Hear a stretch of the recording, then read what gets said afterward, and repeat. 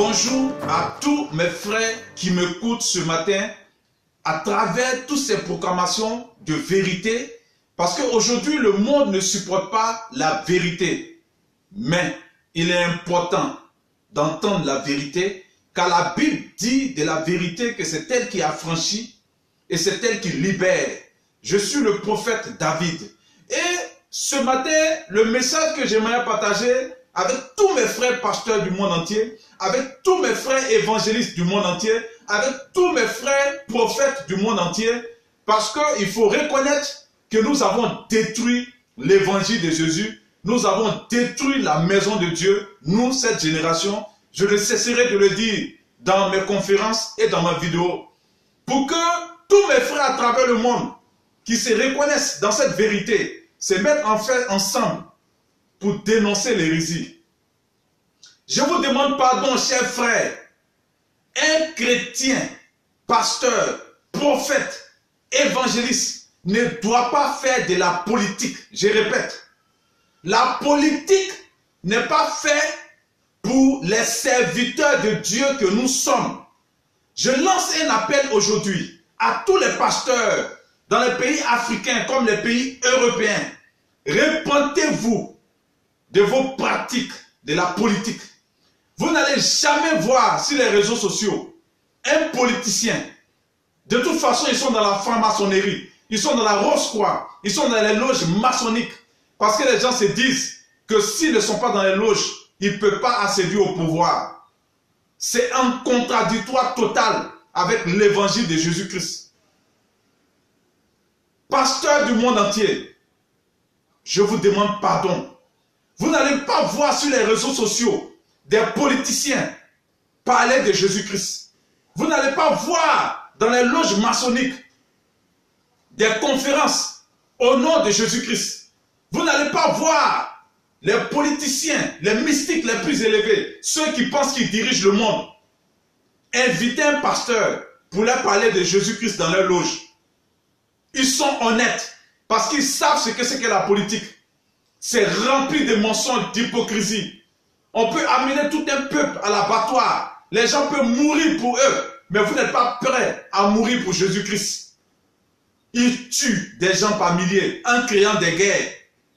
Et vous voyez, ces mêmes politiciens se fréquentaient pour dire qu'ils éteignent les crises. Et ils vont jamais vous dire ce qu'ils font réellement, les pactes qu'ils signent.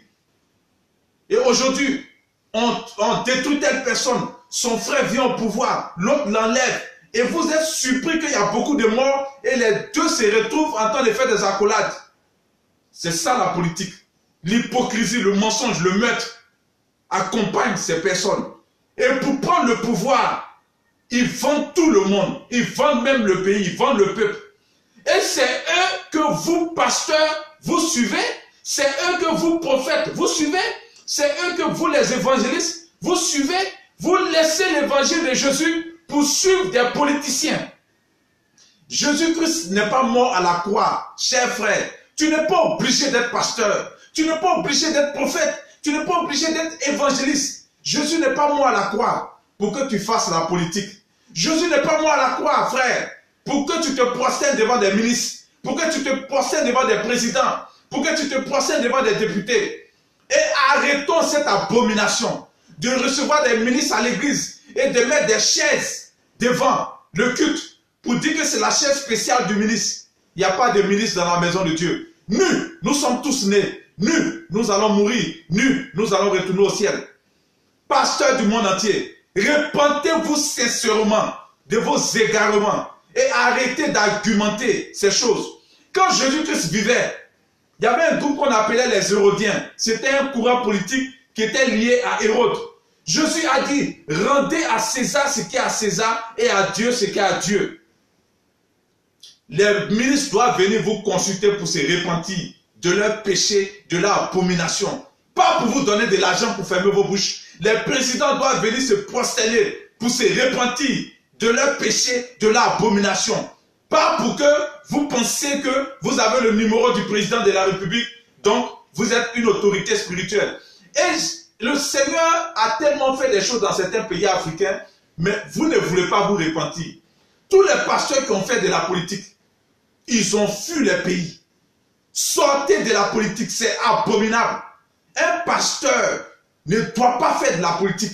Un prophète ne doit pas faire de la politique. Un évangéliste ne doit pas faire de la politique.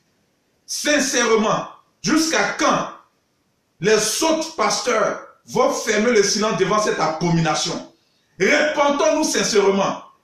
Répentons-nous sincèrement. Chrétien veut dire celui qui imite Jésus-Christ, celui qui veut suivre l'évangile de Jésus-Christ. Jésus-Christ a fait quelle politique, pasteur?